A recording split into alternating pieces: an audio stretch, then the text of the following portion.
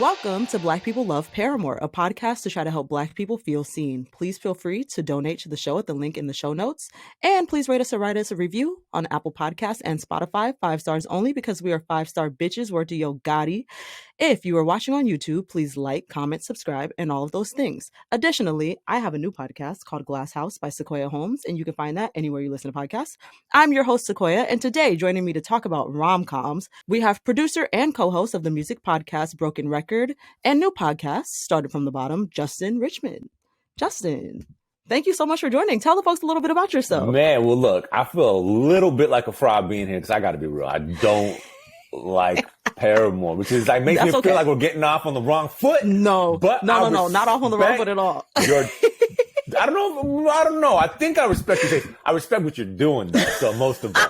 So I think I respect your taste. Unclear. We'll get to that. Yeah. To be fair, I have said repeatedly on this podcast, I am not Paramore's #1 fan by any means. Okay. I like very specific Paramore. Okay. And they know that. So they know. This is just the beck and call for everybody. Understood. Vibe, well, I'm happy to be here.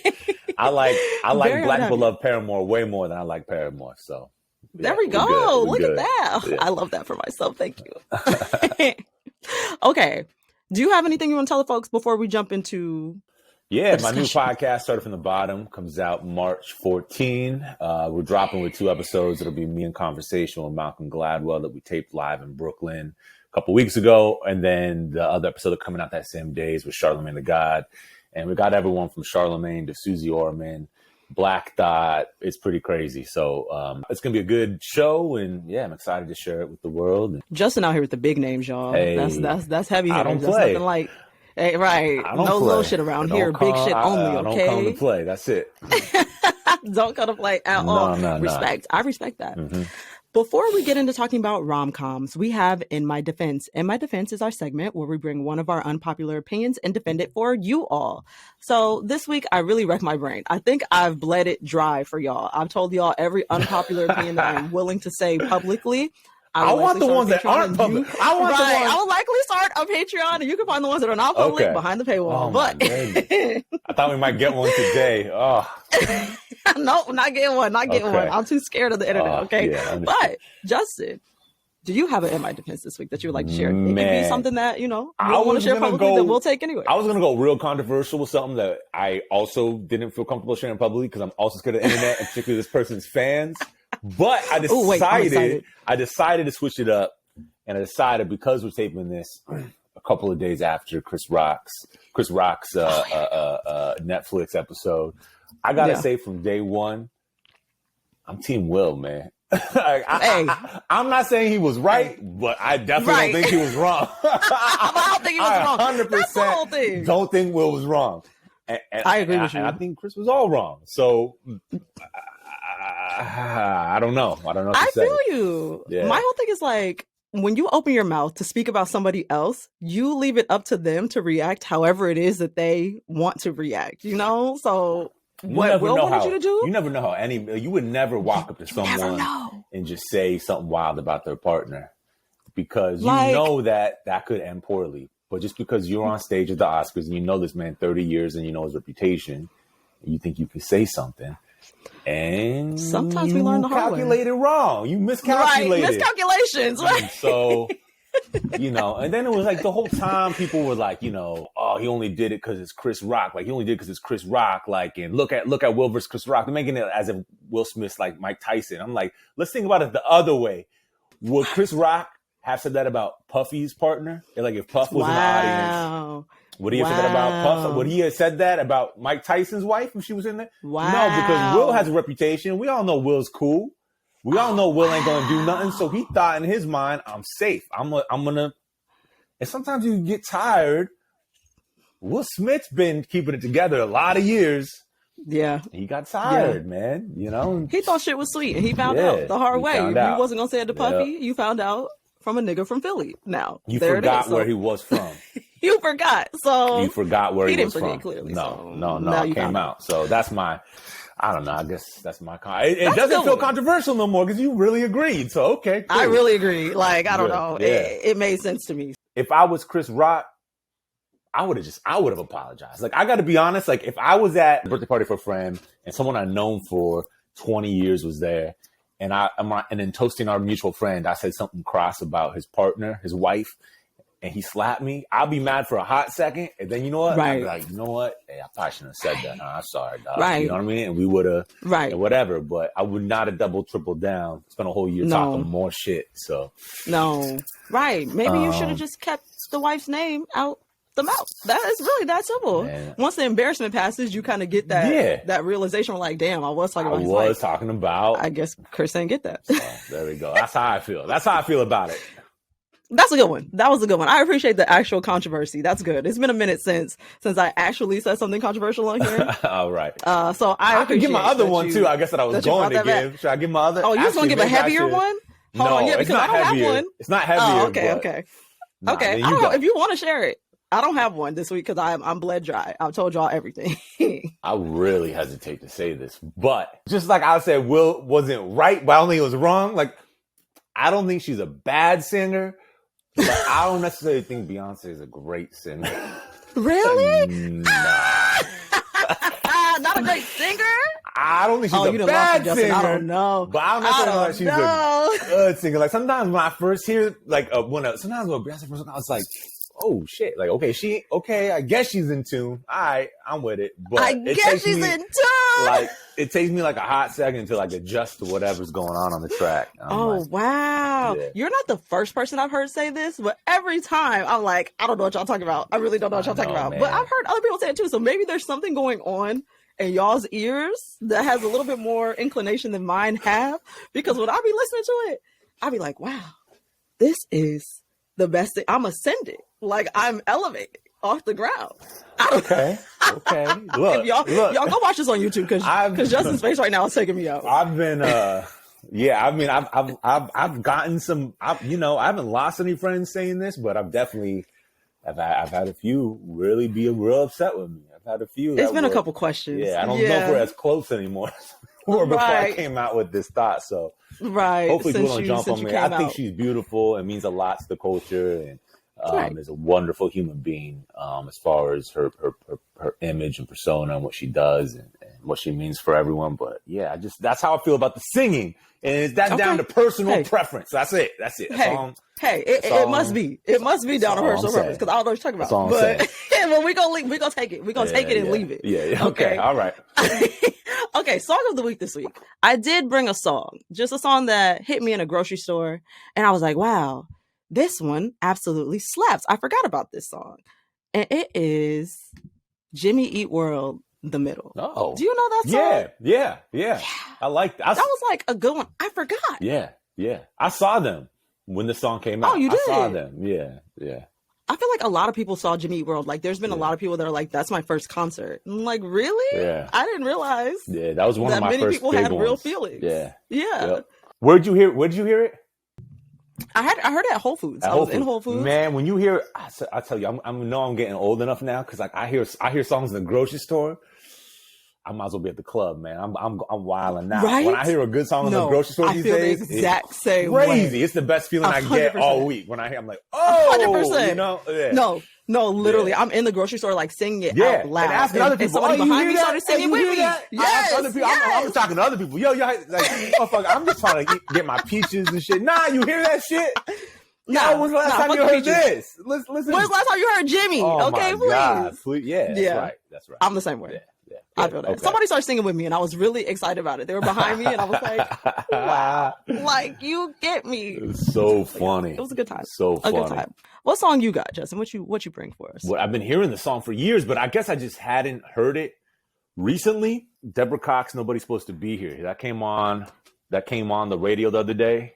And I was like, it was like rediscovering a part of myself. I was like, yo, I don't think I've heard it in 10 years, more, 12 years. That one will do it. That one is a certified banger for sure. Yo, it killed me. Yeah. It killed me. It has a little bit of churchiness to it that just like, you know what I mean? Absolutely it does. Absolutely. It's so good. Really beautiful. I did a Babyface interview recently for Broken Record and an Usher one. So I've really been in this my R&B bag.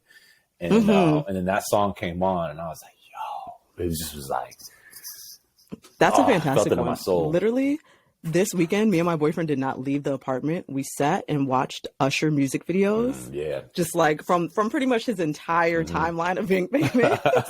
We're like, this dude. It feels weird to say Usher is underrated, but I honestly do feel that he's underrated. He is. You know? I don't know what it is. I don't know why or how that happened. And I don't know if his Vegas residency will correct that. I'm starting to feel like maybe it is and it will. I don't know if it's just that he's just so consistently good that we just take it for granted. It's like, yo, I think this man, and he incredible. doesn't make a spectacle of himself in an embarrassing way that like a lot of folks tend to do in order to get the recognition that they think they deserve. Yeah. And Usher doesn't have to. He leans on pure talent. Yep. And y'all are not putting enough respect on his name for my personal taste. Look. When you go back and you listen, I was actually telling my wife this. Maybe it was this weekend, the other weekend. We were listening to Confessions, and I was like, you know, this man really said on a pop song, "How I Ain't Ready for No Kid" and "Bye Bye to Our Relationship." Like, to be that adult on a pop song. Yeah. When has it ever happened? Yeah. But that open and vulnerable and that real on an adult level. Like Confessions was absolutely insane, like front to back. And then you have little nuggets like that. I ain't ready for no kid and bye bye to my like. Whoa, you're like, yo, that's like the realest thing I've ever heard. Like, no one says that out loud. Like, by the way, many people are about to have kids say that. And they don't even say to their best friend. And Usher said that for the whole world. And like a number one hit. Like, it really is mind blowing. And he was a child prodigy. I hope his new music's banging because he needs. He deserves a real renaissance. You know, truly. Did you watch his Tiny Desk? I did. It was incredible. That was appointment viewing for us. It was appointment viewing. That was appointment viewing. Literally appointment. We threw it on that night when it came out. We sat in bed and we put that on. Jam. It was like I ran incredible. that shit back way too many times. It was actually kind of embarrassing. Like I had it on a loop for a while. How could you not? It's incredible. It's incredible, right? Yeah, it's incredible. Yeah, killed it. Okay, killed it. He had the collar on like a little freak too. Wow, like the OG sex addict he is. Did because he was the first cat come out and say he was a sex addict. No one even believed he sure it. Did. He was an OG. No one remembers that. What are you talking about? He was OG like 03, 04. Like, oh, I'm a sex addict. Yeah. Everyone's like, what? Like no one heard of it. Now everyone when they get caught up, that's the excuse. Let's actually be with his little collar. I really believe him. He might be. He did. He might be. He really might be. He did have on that collar. I forgot about that. I also noticed, y'all, I promise we're going to talk about rom-coms. I'm so sorry. I'm getting a little sidetracked. I also noticed in the Tiny Desk, he had like ear piercings in a spot that was not normal to have an ear piercing. I caught that. Yeah, he's a freak. Yeah, he's a freak. Like, he's a freak. What is this? Yeah. Like, I'm confused. He's a freak in the best way. In the best way possible, Usher. Okay? Yeah, that definitely reignited my crush on Usher. My little childhood crush on Usher was definitely reignited from that Tiny Desk. I said, oh. Your boyfriend gonna be having some piercings soon. Right. I said, we're gonna get you some piercings, babe. We're gonna see about it. I don't know. And a collar. Yeah. Anyway. You about to turn them out, man. You about to turn them out. Oh God, right. Very much that. Okay, rom-coms. What we're all here for, a little rom-com. Before we get into actually talking about what rom-coms we like and all that, let me define rom-com because this confused me a little bit. According to trusty old Wikipedia, I'm just going to read it directly. Romantic comedies, also known as rom-com, is a subgenre of comedy and a slice of life fiction focused on lighthearted, humorous plot lines centered on romantic ideas, such as how true love is able to surmount most obstacles. In typical romantic comedy, the two lovers tend to be young, likable, and seemingly meant for each other, yet they are kept apart by complicating circumstances like class differences, parental interferences, previous boyfriends, girlfriends, until, surmounting all obstacles, they are finally united.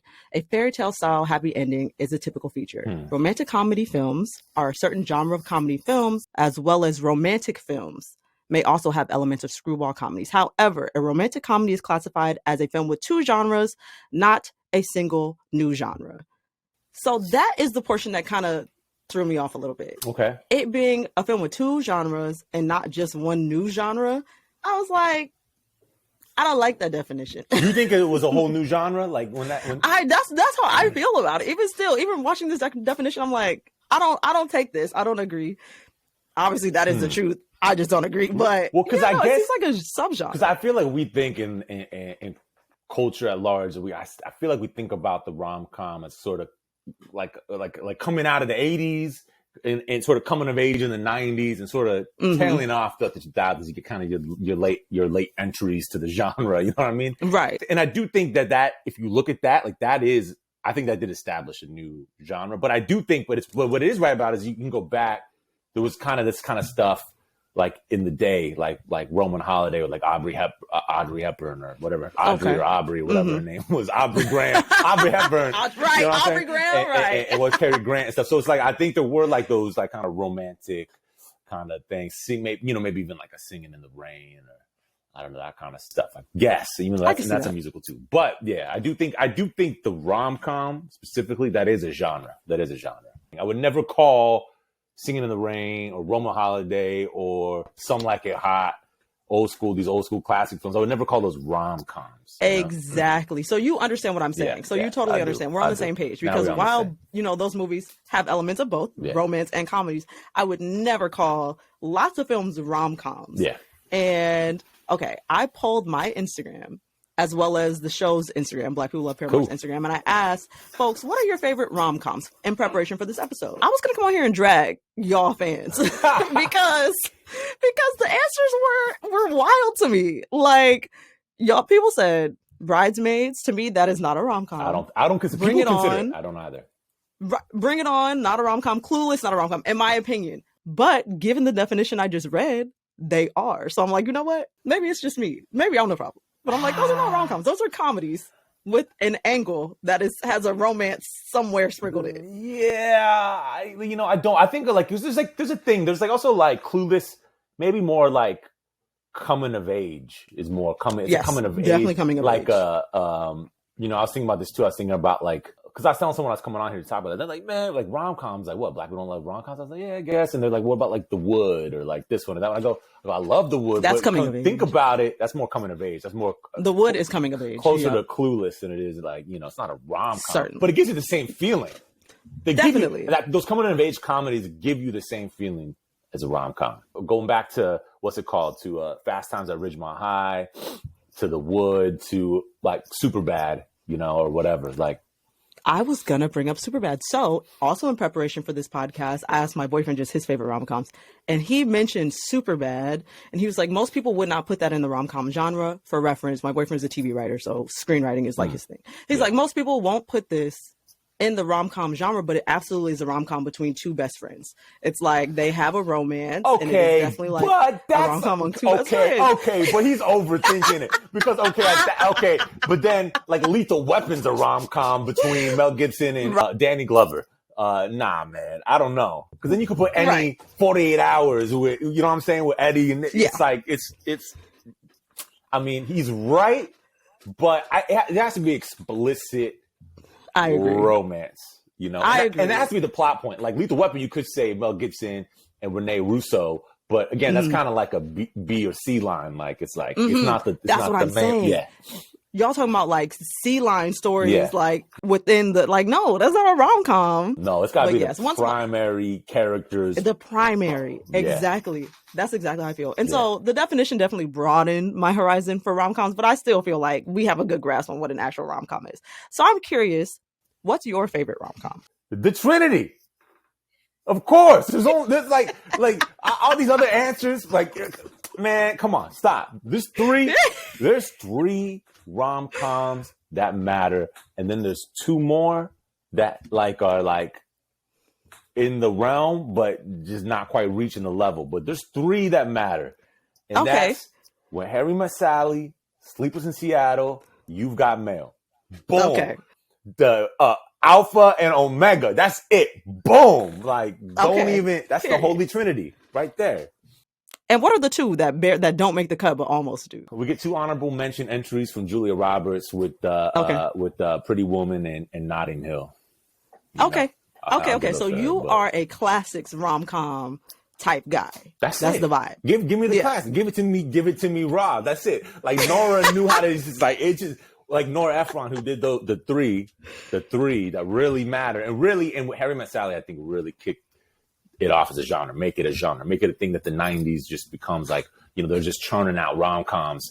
I think those three are just, that's that pure white, So that's fair. Yeah. She low-key did create the genre of rom-coms, like in the way that we think about rom-coms. It's like purely a Nora Ephron thing. Oh yeah, she did. And it starts with When Harry Met Sally, but you could go back to Heartburn, which was a movie that she directed. I'm almost positive, I could have it wrong, or wrote. I think she directed it and wrote it. But I think she wrote it. It was a novel, or it was like a book she wrote based on her marriage falling apart. And she just changed the names and all that. But it's like that, like prototype to what the rom-com was going to be. It's the inverse of it, but yeah. Right. Nora Ephron seems like she was that girl. And let me tell y'all a little bit about her. Also from trusty old Wikipedia, okay? Go. Nora Ephron was an American journalist, writer, and filmmaker. She's best known for her romantic comedy films and was nominated 3 times for the Writers Guild of America Award and the Academy Award for Best Original Screenplay for Silkwood, When Harry Met Sally, and Sleepless in Seattle. She won the BAFTA Award for Best Original Screenplay for When Harry Met Sally, which the Writers Guild of America ranked as the 40th best screenplay of all time.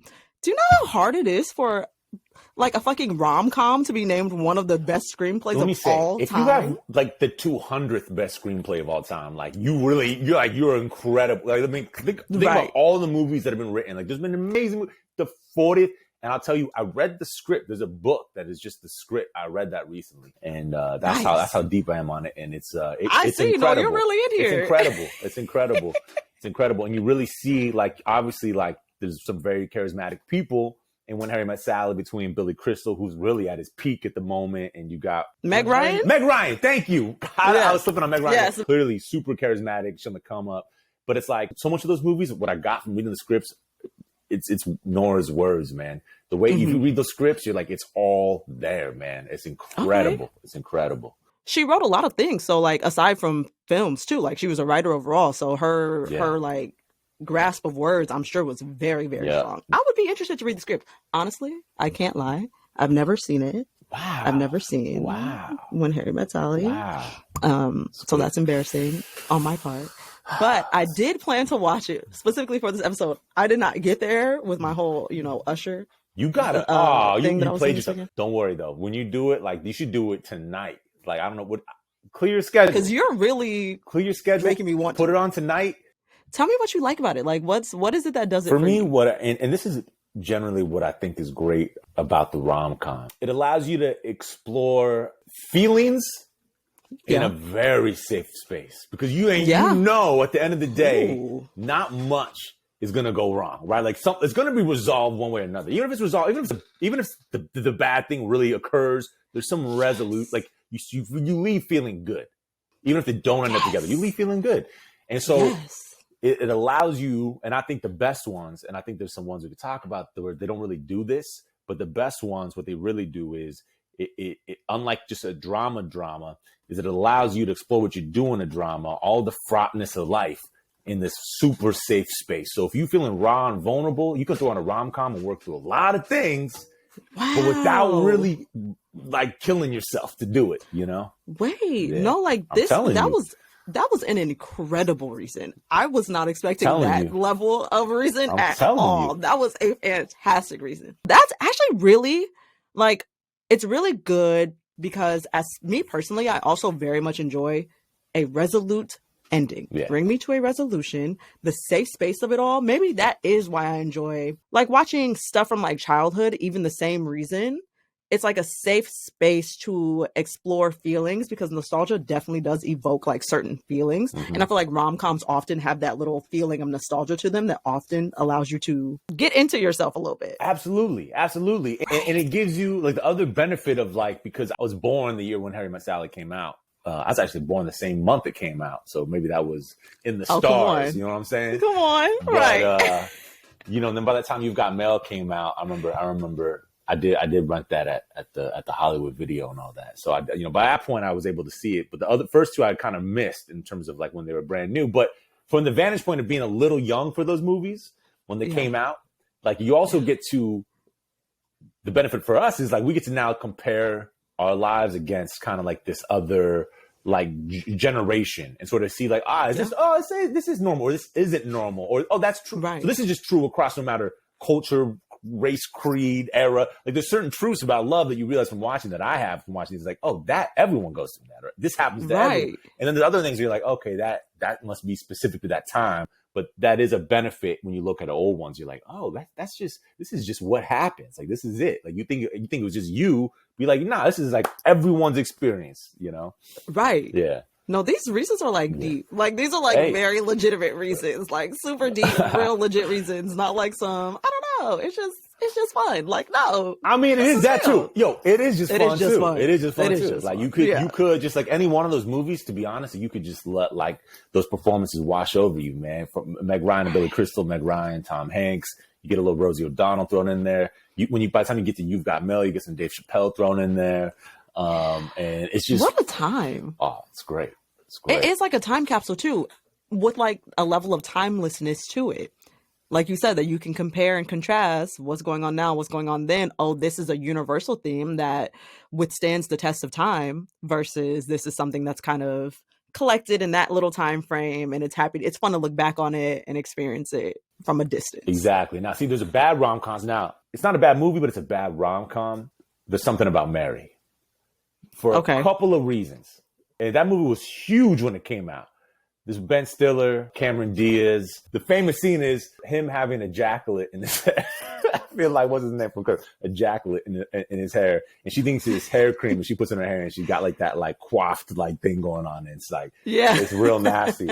So I feel like that movie, one, it airs too far on the side of comedy. Like it's not really, I don't really think you get, you're not really exploring real themes of love and romance in a real way that you would in a drama. So it airs too much towards comedy. In the writing, when you watch it, it's very dated.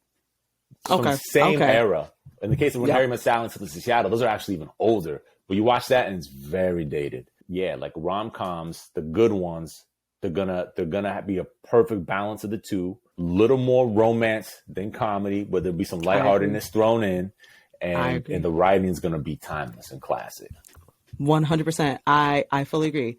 And here's like some other rom-coms that folks said over on Instagram. I only chose the ones that were repeated. Yeah, I'm curious what people, let's see. Right. They said Crazy Stupid Love. They said 13 Going on 30.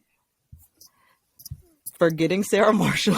Good. Y'all have to watch this on YouTube. Forgetting Sarah Marshall's good for you. Good, but not a rom-com. Okay. Per se. Again, too it's comedy. It's too comedy, right? Like it's like too heavy on the comedy side, right? And it's good, but it's comedy. To me, I would just say that's a comedy. Right. Bridget Jones' Diary, 40-Year-Old Virgin, and The Proposal. Those are like the top ones that people kept repeating. Wow, man. People really need the Trinity, man. Let me put some gospel in your life right now. Right. What? Come on, man. Allow me to. People about to have their minds blown because you guys are doing 13 going on 30. 13 going on 30. Yeah, that was a very common one. That's a trash movie. That's a trash movie. You know what I would say? I don't think I heard this on there. You know what is actually a good one? I ain't seen it in a minute, but I bet it still holds up. I promise it still holds up. That's my guarantee. It still holds up. I'm so excited. 51st Dates with Adam Sandler and Drew Barrymore. Oh, that one was something that somebody said too. Did they? Okay. It wasn't one of the top most repeated, but a couple people said that too. That's a good one, my memory of it is it's a good balance between the two. Comedy and also has rewatchability. You could watch that over and over and over. That's the other element of it. You have to be able to rewatch it. You have to be able to rewatch it like comfort food. Yes. And so a good one, you could. Along Came Polly. That's a good one. Another one people said a little bit.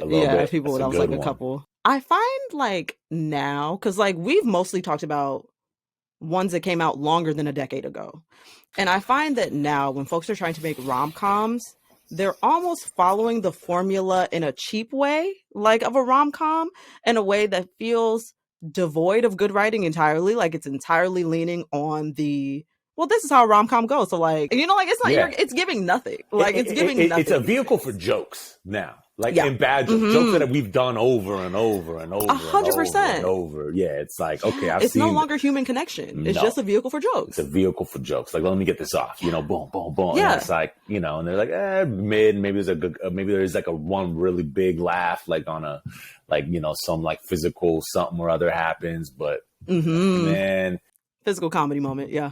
One that borders on that, but I do think redeems itself is Hitch. Which again, it's more than a decade old, but Hitch would do it. Bridesmaid would be the last big one. What's the last big rom-com? I feel like people really love. Bridesmaids definitely makes. I think that would be the last one that people would consider rom-com. Again, I don't, but the one that people. I didn't see it, but people say The Big Sick. People say Oh, The Big Sick. I didn't see it, but people say that's the big. Okay. I can't even really get into The Big Sick because I know that there's a lot of thoughts about The Big Sick that I am not equipped to speak about. Oh, okay. We're going back to controversial opinions here. Okay. Yeah, because it's like I've heard a lot of things from Pakistani women or Indian women in particular that The Big Sick like does something that they don't appreciate in any capacity. Oh. So when I first watched it, I was like, oh, this is fantastic. After hearing that feedback, I now have to like readjust how I feel about it or like watch it with different eyes. And I'm going to summarize really very lightly because I don't know the nuance well enough. But essentially they were saying that he has like an infatuation with this white woman and kind of paints Indian women or Pakistani women as inferior to some degree in the movie. And while I did not catch that while I was watching, I need to watch it again. to see, because I'm sure. I've been planning on watching that recently, so I'm over now watching with that eye. But yeah, there was. Check that one out. But The Big Sick is definitely seems like a more recent one. Yeah. Even more so than Bridesmaids, because it actually is rom-com. But they don't do it much anymore. The rom-com doesn't. It was like such a big, and again, I think coming out when Harry Met Sally, that was such a huge surprise hit that it became like, oh, let's just do this thing. Like, oh, we got these funny people, we got this attractive woman. Like, let's put them together and like, and it kind of maybe ran out of juice as a genre, but I wonder if it will, it seems like positioned well to make a comeback, I hope so. I would like that. I need some easy watching. Everything is very intense right now. Yeah. And I would love just an easy little, watch this little rom-com. Have a good time. Oh my God. I would love it, man. I mean, what's not funny about modern day dating, man? Like there's a lot. What's not funny about it? It's silly. It's ridiculous. Like, oh, I thought of another one that came out recently. The Photograph. Did you ever see that in theaters? It was with Lakeith Stanfield and Issa Rae. Oh, I didn't see The Photograph. I really wanted to see that. Yeah, that was another one that came out recently. On Netflix? They came out in theaters, but I think it might have been one of those dual release type situations. Got it. Like Netflix and theaters at the same time. But I saw it in theaters in like maybe 2019 or something like that. And it was like also solid, rom-com. You know which one I did see that did come out on Netflix? It was Issa Rae and Camille Nanjiani. I never watched that one. Lovebirds. I intended to. It was fun. It was fun. It wasn't great. By no stretch of imagination was it great, but it was fun. It was real fun. Okay. It was real fun. Okay, and sometimes that's all I need. I would rewatch that again, actually. Okay, I think check that one out too. Yeah. Something I left out of that definition from before is that they mentioned that TV shows can also be considered rom-com. And I didn't agree with that. So the definition overall has broadened what I believe a rom-com is. I mean, I still don't agree, but sure. For that sake, do you have any TV shows that you can think of off the top of your head that you would like as a rom-com? I have a list if it helps you. Let's hear the list. I'm curious what the list is. They listed Bridgerton. I feel like I never watched Bridgerton, but I didn't get that vibe from it. See, it didn't seem comedy. How I Met Your Mother. Right. It seemed like, I'm like, is it? Like, okay, I didn't know. How I Met Your Mother, Sex and the City, Friends, Ugly Betty, Boy Meets World. Okay. Those are Never Have I Ever. Never Have I Ever is a great one. Jane the Virgin's a great one.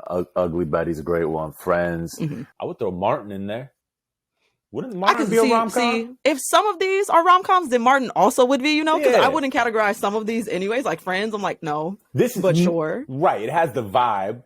Right. And Martin to me goes back to like almost like buddy comedy, like the way your partner was talking about, your boyfriend was talking about. It's like, it really is about the love of Martin and Gina and the hijinks. Like, it's like I Love Lucy, I guess, too. But I Love Lucy might be, now that I think about it, I Love Lucy might be the ultimate rom-com. That's the one. The ultimate rom-com. Like, wow. I never thought about TV as rom-com, but I Love Lucy might be the ultimate rom-com. I Love Lucy, right? That totally makes sense. It even has a little heart in the open. Yes. It has love in the name. How going through all the complications of like in a very 1950s fashion, but all the complications of what like a marriage is, you know, like some of that. Different. But some of that. Look, man, I'm a cop to this because my oldest kid, she's about to be 7, but she started watching I Love Lucy like maybe a year and a half ago. And I'm so happy that she did. Oh, she loves it. She loves it. But I kind of didn't know how to feel about it in a way because she started telling me and my wife, she goes, oh, you remind me of Ricky and Lucy. I'm done. Why did she do that to you? It was especially, it was after she watched the episode where Ricky spanks her. I'm done. She's like, yo, this reminds me of you guys. I'll go, yo, don't tell anyone that. Don't say that out loud at school, please. Please don't say that out loud at school. Thank you. Wrong at home. Oh my God. All right. Oh. That's so funny. Yeah. But it's kind of true. Look, I got a cop to it. There's a bit of that going on, man. Like there's some of that, like, I don't know. Like it's something about being in a long-term partnership where you just, okay, this kind of thing's going to come up. You're going to argue about money, needing to move somewhere for work or working too long hours or, you know, like it's just missing a holiday or an anniversary. Yeah. Like it just, you live in life. Naturally comes up. Shit happens. Yeah. It's those universal things that we're talking about. You're watching something from the 1950s and you're like, oh, this is happening to Lucy and Ricky too. Okay. Yeah. So this is real. If this could happen to a Cuban and a white woman in the 1955. Right. And happen to me in 2023, like, I don't know. This must just be how it goes, you know? This is just it. Yeah. This just must be it. And your kid can vouch for that. My kid, she looking at it, she's like, no, this is the same. She's like, yeah, no, I recognize these things. I hope she don't grow up to be a writer, man, because I'm about to get aired out, man. Y'all getting written, right? Y'all getting written up right now. She in the back. She in the back writing it down right now. She already got like a little journal we're not supposed to read. So I would love to know what's going on in there. I would love to know what's going on in there. I'm obsessed. I'm actually obsessed. Maybe she really will be a writer. Like maybe she'll actually write something for real. She wants to be a director, but she could be, writer, director. I don't know how she even arrived at that. But yeah, she's cool. Oh. She's cool. Oh, she's a little I genius. love that for her. She's a little genius. Right. We love a smart little kid. Yeah, it's my she's fave. a little genius. I feel like I would be remiss not to mention some of the best Black rom-coms ever. I would also like to preface this by saying this is not an extensive list at all, okay? This is not an extensive list at all. And I've only seen like 50% of what I'm about to name. Just Right is one that I hear about constantly. I still have not seen it, but Queen Latifah, we know that she's going to give when she's in something. Yeah. She always gives 100% and is fantastic. She's again, man, charismatic on another level. Sometimes she'll do things that's not supposed to be funny and it's just funny because just the way she's not like does it. I'm like, is this the on lines purpose? not even funny, but just what she brought to it, it's like, damn, that's funny. And then it's sincere and it's like she got such range. It's crazy. She has range. That's really the big thing for sure. She has range. And she's stunning. First of all, her hair and skin shock me every single time I see her. I'm like, what? How are you saying this tight all the time? The person with skin maybe as good as her is Janelle Monáe, man. When she came up on that movie, what's that movie she was just in, that murder mystery? Glass Onion. We went to see Glass Onion in the theater. She came out, I'm like, damn, that woman's skin is like the goddamn. It's like the fucking Milky Way. That's like, damn. Right? I said the same thing. I'm like, damn, she looks good. Perfect. Love and Basketball is another one. That's one I have seen. Great. Also a good one. That's been coming under fire a lot recently. People are like, Love and Basketball is an objectively bad film. Who's been saying that? It's been on Twitter. It's been on Twitter. That's a real talk about. Yeah. They're saying it's bad. They're saying that him making her choose between him and her career and like that being a legitimate plot point and then her begging him for his heart back following that was like an issue for folks. I'm like, y'all, it's a movie, please. Man, y'all gotta go live life, please. It's a movie, like also go live life, man. Go live life. It's messy, man. Right, man. And it is messy. Life and it is messy. Love in particular, very fucking messy. So that's what we're dealing with. We're dealing with love. It's life. It's love. It's a big thing. We're dealing with love. Look, man, life is made out of love. People are, dare I say, killed out of love. You know what I'm saying? Like definitely, die out of love. People. I mean. Damn, this is love. This is just a very intense emotion. Love is not a joke. Love is dead ass. Love is very fucking serious. Is he a toxic little light-skinned brother running around? He could, yeah. Yeah, okay, yeah. He's a toxic light-skinned man. But let's not hold that against. Yeah. You can't hold it against everybody now, okay? Let the movie thrive. Yeah. Okay, thrive. The Wood, and that one is arguable, like we talked about. I put arguable when I listed it. I'm like, I would not call this a rom-com off the top of my head. It is very coming of age, but it is one of my favorite movies. So I enjoyed it. Yeah. Why Did I Get Married? Haven't seen it. Brown Sugar. Yeah, I was gonna say, I know you got Brown Sugar on there. You know I have Brown Sugar on there. I saw that one recently for the first time. It was a good time. Taye Diggs is always going to be. I have The Best Man and Poetic Justice to finish us off. Oh, I was hoping, Poetic Justice. Yep. Yeah, Poetic Justice. I also saw that one probably within the last 10 years for the first time, which is fair. What about Love Jones? Did you say Love Jones? I did not say Love Jones, but that is obviously another one. That's I feel like that's a rom-com. I mean, it's more on the romance, but romance side. Okay, so you love one that has a pretty solid balance and skews a little bit more on the romance side. Yeah, I would say, yes, right. Let you get into that. Black men in America, we like to be hard, right? We like to be hard. Can't be hard all the time, man. Sometimes I like to. You know what I mean? I don't want to be hard all the time. I don't need. 100%. I already got the high blood pressure. Can I just chill out every once in a while? Right. And just feel myself, feel the emotion. You know what I mean? I just feel like I want to love? 100%. There's not enough love anymore, man. Everything's got to be. You know what I'm saying? Yeah. Y'all deserve that. Y'all really deserve to be able to feel and be soft. That's it. And if rom-coms are the safe place to do so. Oh my God. That's where I do it. Right. That's where you do it. That's actually really good advice. I'm going to tell multiple Black men that I know that information. Have you ever considered maybe popping on a rom-com when you're feeling maybe just a little bit emotional and you don't know how to get it out and you want to? Pop on a rom-com. Put that on. Cry. That's what. Cry, by the way. Cry. Cry. Laugh. Cry. Do the whole thing. Go through the whole spectrum of your emotion. Do it. Call a motherfucker afterwards too. Make a mistake. Call someone afterwards too. Right. Drunk call or rom-com call. That's a new genre. Rom-com call. Yeah. Look, I might have done it. Okay? Right. Maybe might have done it a couple times. You might need to call someone. Make a little mistake after a rom-com. Okay. Just live your life a little bit. Stop being on Twitter analyzing everything, okay? Stop looking at Love and Basketball that hard. Just watch it. Yeah. Feel the feelings. And why didn't I mistake Love and Basketball? I realized I was mistaking Love and Basketball for the Common Queen Latifah movie. Oh, got you from Just Right. Just Right, yeah. Yeah. I never saw Just Right though. But Love and Basketball. Me neither. I can't believe people are talking trash on Love and Basketball. People be talking trash about that one. They are not into it. That was one of my favorite movies as a kid. I love that one. You did mention what your favorite love movie of all time is, right? What your favorite rom-com is?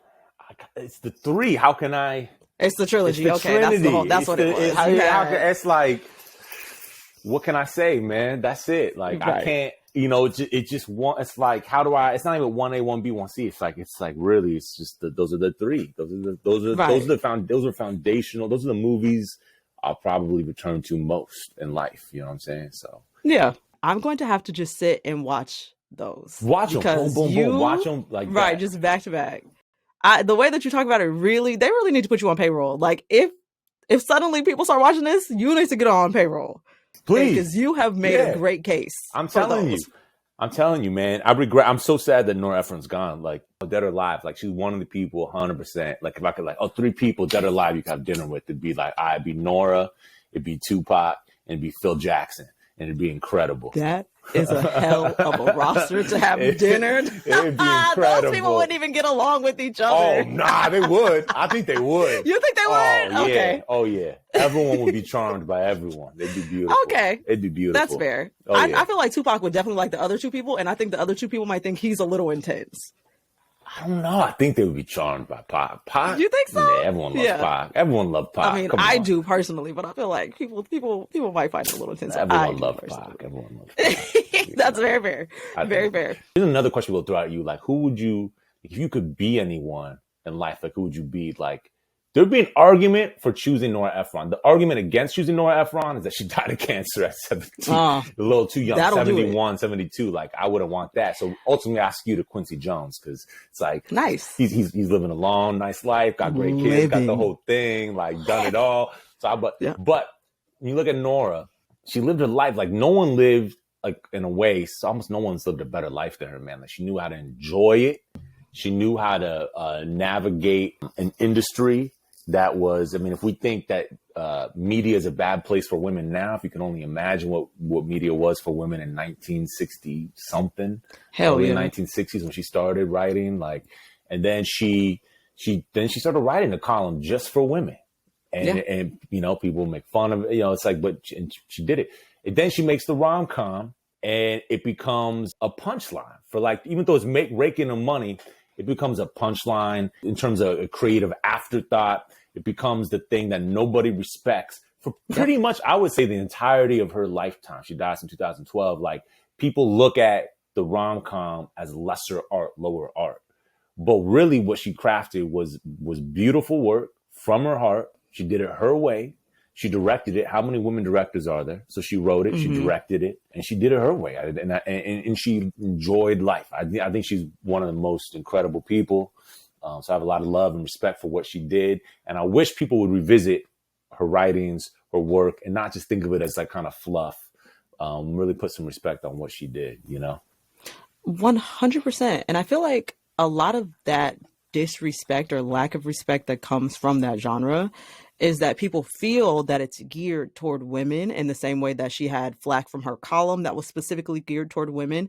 Anything that has features women too much, even like coming of age stories that feature women more so than men, people disregard a little bit. Treated with a bit of like, oh, well, that's not serious. Yeah, well, right. No, it's very serious. It's very serious. It's dead ass over here. Yeah, it's real serious. We're not playing. Yeah.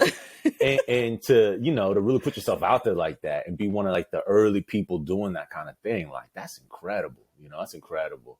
And if people want to disregard her work because it was written by a woman and therefore it has to be for women, I think that's the wrong way to look at it. You know, there's a lot to learn in her work. There's a lot to learn from her. You're depriving yourself of the emotional vulnerability that comes with watching it and interrogating things that you feel inside of yourself while watching it. You're depriving yourself. Don't do that. 100%. Do not deprive yourself. Give yourself some oxygen, people. Watch the trilogy, the Trinity. Make a rom-com call afterwards. You know, if you had a little couple glasses of wine while watching, you had a nice little laugh, a nice little cry.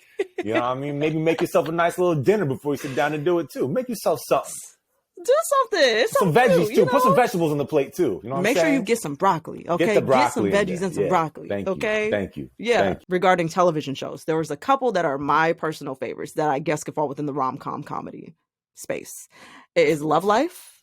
Have you ever seen Love Life? I don't know Love Life. What is Love Life? It's on HBO. Whenever you have a second, cut on season 2, Justin. I think you in particular would like it. Just from interfacing with you from the short time, I think you would really like. Oh man, I've been meaning to watch this. I've seen it. Yeah. Okay. It's so fucking literally one of my top favorite shows of all time. Incredible. It's fantastic. And then New Girl. If we're talking about like something that skews a little bit, New Girl. New Girl's good. It is fun. New Girl's good. It's a good time. I like New Girl. Yeah. That's a good one. Yeah. Did I redeem myself regarding taste yet? You're like, I don't know about your taste. You're back. Yeah. You know, You're back. You're back. You're in. All right. That was my intention. That's the whole intention. I appreciate it. Yeah. Justin, thank you so much for coming on. It was truly a pleasure having you. A great time. Please let the folks know where they can find you online. Have me back. I got all kinds of things I like. I got all kinds. We can come back. You know what? I'm going to send you the intake form. You can let me know what your interests are, and I would love to have you back because you're fantastic. Okay, great. So, I'll let you know what I'm into. Yeah, for sure. Let the folks know where they can find you online, the new podcast, and all of that information. Yeah, I'm on Instagram and Twitter at It's J Richmond, like Virginia, Richmond, like Virginia. Yeah. Started from the bottom. It's my new podcast out March 14. Yeah, all about success stories in business and beyond from women and people of color. Everyone from Charlamagne the God to Susie Orman, Black Dot, you know, with the lesser known people up on there too, just because, you know, there's all kinds of careers, all kinds of ways to make money. Other podcasts is Broken Record with Rick Rubin, Malcolm Gladwell. Please check that out. Got Usher on there. Got to have Babyface up on there soon. Yes, we got all kinds of stuff to check out. Heavy hitters. Check it out, y'all. And as you know, per usual, you can find me at BPLP Pod across all social media platforms. You can email me at blackpeopleloveparamore@gmail.com with episode topic recommendations, hate mail, feedback, or anything else. Listen to my new podcast, Glass House by Sequoia Holmes, if you get the chance. And that's it. I'll see y'all in a couple weeks. Peace. Bye.